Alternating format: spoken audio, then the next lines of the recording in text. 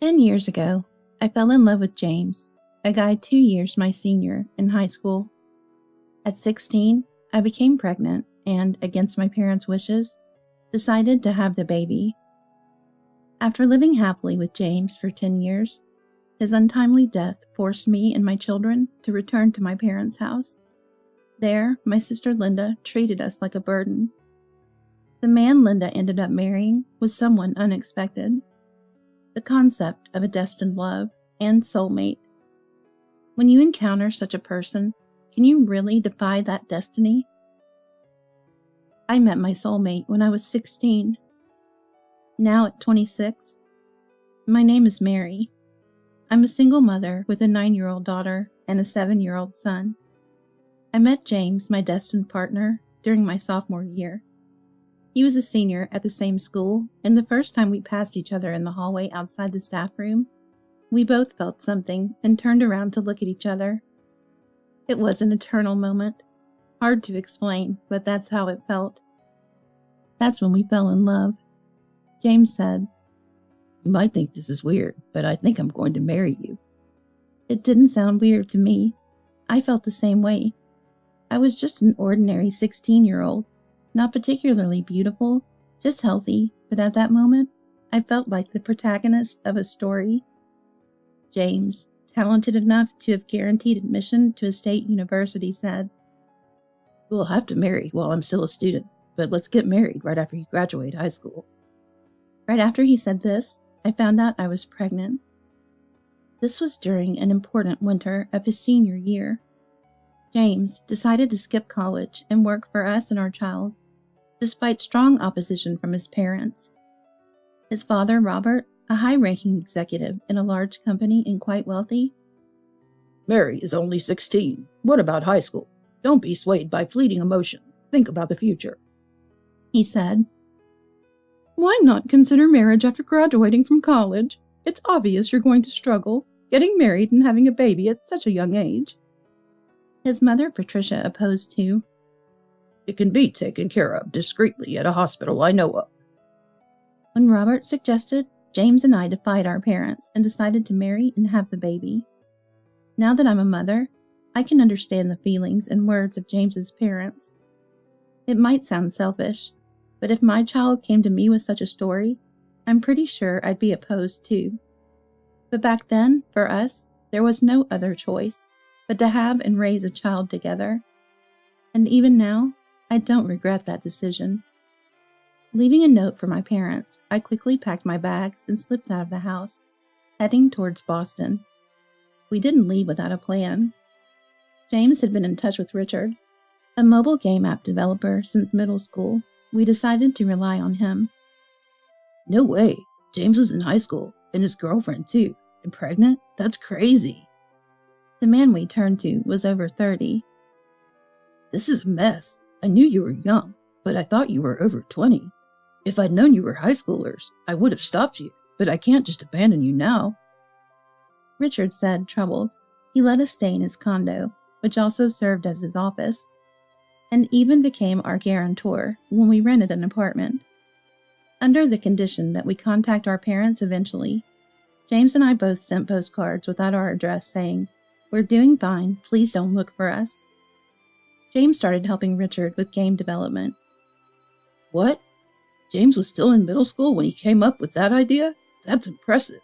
To be able to program like this self-taught?" Richard was amazed. James had been involved in game development before. I took care of the cleaning and the cooking at the office Coombe residence. "This is a big help. I usually eat out fast food or instant ramen." Richard appreciated it, and I was glad my help with my mom's cooking came in handy, though it also made me miss my parents. James and I got married and became husband and wife. There was no wedding ceremony, no rings, no honeymoon, but we celebrated with a small cake just for us.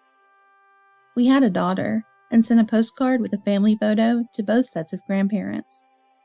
Every Christmas, we sent family photos to them. The job at Richards didn't pay much, but as he promised, we received a substantial bonus when the app hit big 2 years later. I remember being overjoyed, especially since I was pregnant with our second child, a boy. Life with our family of 4 was hectic but happy. Maybe we're drawn to each other to meet these kids, James would say, adoring our children. These days were irreplaceable happiness. But nearly 10 years after leaving home, James suddenly collapsed. He was 27. I was 25. Our daughter Karen was 8, and our son Thomas was 6. It was acute myeloid leukemia. I'm sorry, Mary. I've been hiding this from you. I had a bone marrow transplant for my brother before starting high school. There was a chance of relapse, but I married you without telling you. I'm really sorry. James apologized in the hospital bed. No, even if I had known, I would have married you, I responded. We contacted Robert and Patricia, and they, along with James's brother, came to the hospital. Dad, Mom, I'm sorry for being a disappointment. David, sorry for wasting your donation, but I don't regret it. These nearly 10 years have been truly happy, thanks to Mary and the kids, James said. We can tell you were happy from the photos you sent, Patricia said, crying and holding James's hand. Thank you, Mary. Please take care of the kids.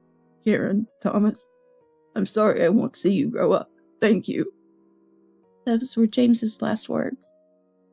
While feeling nearly crushed by sadness, I knew I had to stay strong for the children. I thought I had to be strong for James, too, and take good care of the children. We held a simple funeral with Robert, Patricia, David, and some work acquaintances from Boston. Richard and Patricia offered us to live with them, but I decided, I'm going back to my parents. I've worried them for 10 years. They understood, and Patricia said, Call us if you need anything. At least let us pay for their grandchildren's upbringing in James' place, Robert added. I was truly grateful for their offer. I planned to work, but was anxious about whether I could raise 2 children comfortably on my income as a high school dropout. I decided to accept help until the kids finished compulsory education. During school holidays, we'd visit James' parents, and with this arrangement, I returned to my parents' home.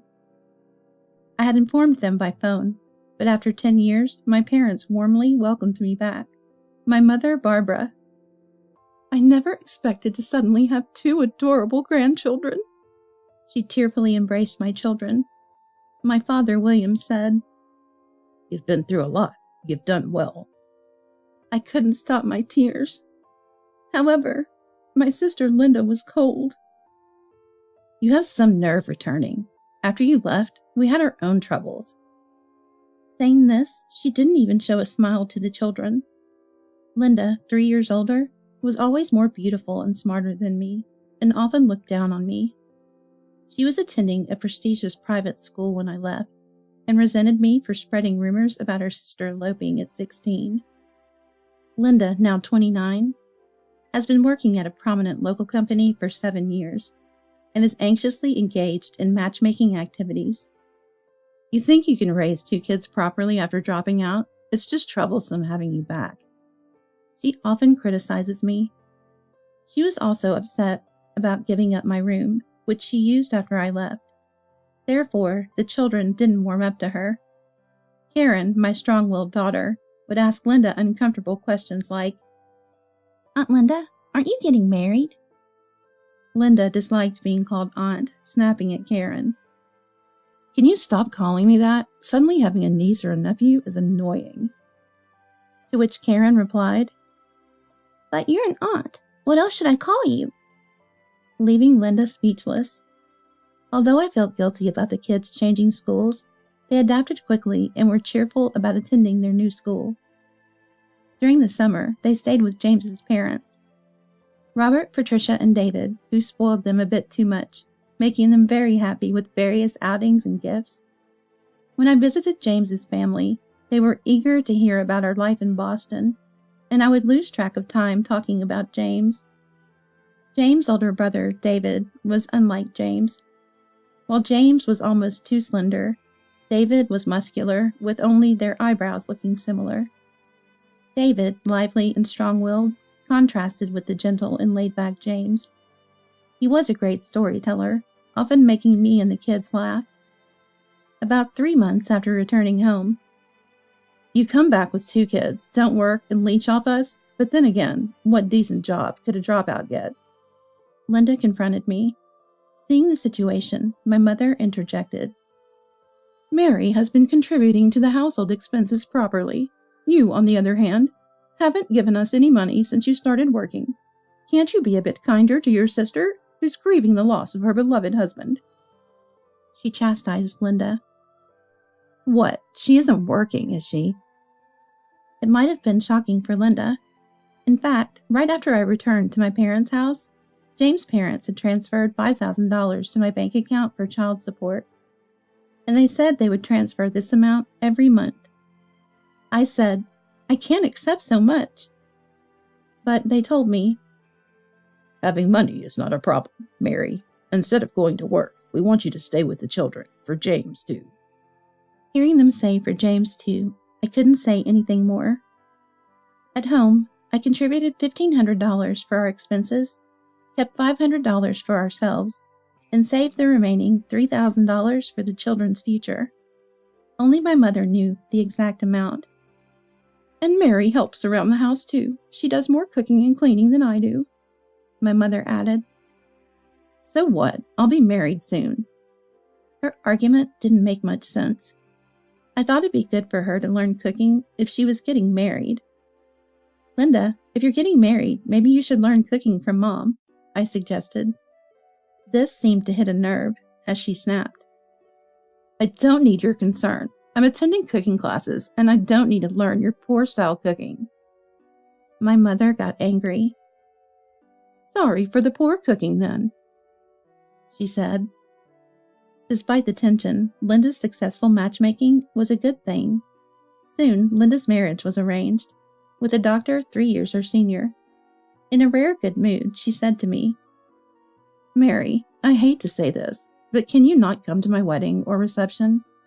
People here know about your elopement against our parents' wishes, and I don't want to explain why you've come back. You don't have to attend the family meeting either. Having a dropout single mother as a sister is embarrassing." This was typical of status-conscious Linda. Both my parents were furious, but Linda, set on marrying a doctor, was adamant. "I need Mom and Dad at the wedding, but once I'm married, I'll be part of his family, and I don't care what others think." She was ready to sever ties with her own family. "Mom, Dad, it's okay for me. Let's not fight," I said, trying to calm the situation. Linda scoffed, "Acting like the good girl," and stormed off to her room. "Aunt Linda is mean," my daughter Karen said audibly, leading my parents to sigh deeply. Exactly a year after my return, Linda got married. Honestly, I felt relieved. About 10 days after her wedding, Linda called. "I'm bringing over some honeymoon souvenirs. I was fine not doing it, but my husband wants to meet you." Surprised, I replied, "I thought I was supposed to be non-existent." I had assumed that was the case. "I accidentally mentioned it during our honeymoon. I figured it would be impossible to keep it a secret forever. It's fine now that I'm married," Linda said, seemingly no longer needing to pretend. She likely hid her true self before marriage. That day, we all waited for Linda and her husband, including my 2 children. When the doorbell rang and my mother opened the door to greet the newlyweds, I was shocked at the sight of Linda's husband. "What? David?" Linda, in a good mood, said cheekily, "How familiar are you suddenly? This is my husband, David. And these are my sister and her children. Meeting for the first time? My sister, not the brightest, only good for having kids. Ignore her. Stupidity is contagious." She joked in a way that wasn't funny at all. Ignoring Linda, David looked at me and said, "Ah, so it is Mary." It was David, James's brother. "What did you just say?" David said in a low voice to Linda. Linda dismissively said, "See, she's stupid and presumptuous. Stay away from Mary before her stupidity rubs off on you." "Apologize," David demanded in a strained voice. his fists trembling. Huh? Oh, you don't have to say that. But since he insists, Mary, apologize. Linda responded nonchalantly. You're the one who should apologize, David said firmly to Linda. What? Not understanding what was said to her, Linda asked again. Can't you apologize? This woman is my brother's wife. David said sternly. What? What do you mean? Your deceased brother? Linda was taken aback. Uncle David! Uncle David! Karen and Thomas chimed in, recognizing him from their visits to James's family home, where David had taken them out and become close to them. Linda told me she had a sister who, embarrassingly, had a child at 16 against her parents' wishes, and then returned home after being widowed by a strange man. That strange man was my brother. David revealed. What? No, I didn't know.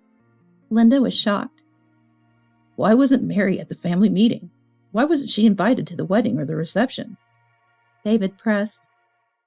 Well, it was hard to say that my sister is a dropout single mother.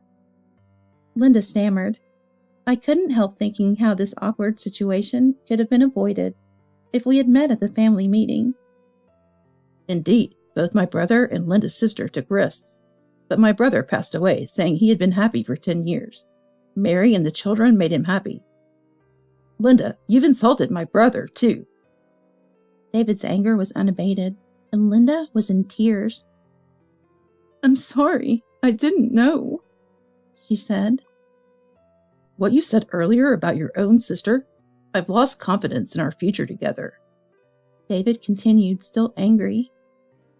No, please don't say that. I'll change, I promise. Linda pleaded, desperate not to lose her elite doctor husband. However, David needed space. I need some time to think. William, Barbara, Mary, I'm sorry for this mess. I'll speak to you all again soon. And left despite Linda's tearful pleas. We were all stunned, at a loss for words for Linda. This is a tough situation, even if it's her own doing. My mother sighed. Linda continued to cry, and I couldn't help feeling a bit sorry for her. She isn't inherently evil, just not the best in character. Mary, I was wrong. Can you help me make things right with him? Linda asked tearfully. I couldn't refuse her request. The next day, I visited James' family home. Our sons seem to have quite a fate with you sisters, Patricia commented while serving tea. I told David not to worry about me. Linda is strong-willed, vain, and selfish, but she's not a bad person. As her sister, I want her to be happy. Please give her another chance. David then shocked us all. I know I shouldn't say this, but I think I decided to marry Linda because she reminded me of Mary. What? Both Robert and Patricia were surprised. I've looked forward to seeing Mary and the kids this past year, but knowing Mary still holds James in her heart, I decided to marry and move on. I didn't know how to respond. I don't think Linda and I are much alike, I said. You are, and the way you smile and your voice, that's why I married her, but I was wrong. I should have waited until you were over James. I won't forget him. What? I won't forget James. But Mary, you're still young, and the kids are fond of me. I want to make you happy in James's place. I'm sorry. The father of those children is only James, I replied. While I appreciate David as James's brother, I have no feelings beyond that. David, you've lost this one. No matter the circumstances, proposing to the sister of the woman you just married is absurd, Patricia said, causing David to feel even more dejected. He's always been a bit self-centered and impatient, not considering others' feelings. Robert's harsh comment further disheartened David. James was really kind. I never saw him angry or speak ill of anyone. But I was happy when David stood up to Linda. It's okay if she speaks badly about me, but I couldn't stand her insulting James. Thank you for that, I said. David seemed deflated. So it's no use then? and he said this in a disheartened voice. Of course it's not, and if you divorced over this, Mary and her children would face even more backlash. Patricia, who had heard from David about Linda's behavior towards me, came to my defense. Being strong-willed and selfish. Sounds like David and Linda are quite similar. They'll make it work. Forget about Mary. Robert added, seemingly preventing Linda's divorce. Don't worry, Mary. I'll help Linda adjust her attitude, Patricia said with a smile, showing a surprisingly stern side of her usually gentle demeanor. Thank you, Mary. I'm sorry for everything, and really grateful, Linda said before returning to David. Linda, once ready to cut ties with her family before her marriage, now frequently visits home, bringing cakes and sweets we like. Something unthinkable before. Patricia is really strict, despite her gentle appearance. Linda often comes to vent about her mother-in-law. It seems Patricia is indeed reshaping Linda's character. A strict mother-in-law like her is just what you need, my mother said, somewhat coldly, but happy that a divorce was avoided. David and Linda, both strong-willed, often have loud arguments, but seem to be managing well. Frankly, I always thought a man who demands an apology to his wife like that wouldn't work well with me, so maybe Linda and David are well suited for each other. Sometime later, Richard from Boston informed us of the completion of a new game, the last one James worked on. I downloaded it immediately. This is the game Daddy was working on last. The game featured a brother and sister named Karen and Thomas, modeled after our children. Yes, our 2 children are the models for it. Daddy made this? That's amazing! This is us! Wow! The kids exclaimed, looking at the game screen in awe. It was a game filled with James's love, but playing it often brought tears, making it hard to continue. When we finished the game, the screen displayed "Thank you," the same as James's last words. Thank you, too. I was happy to have met you, James.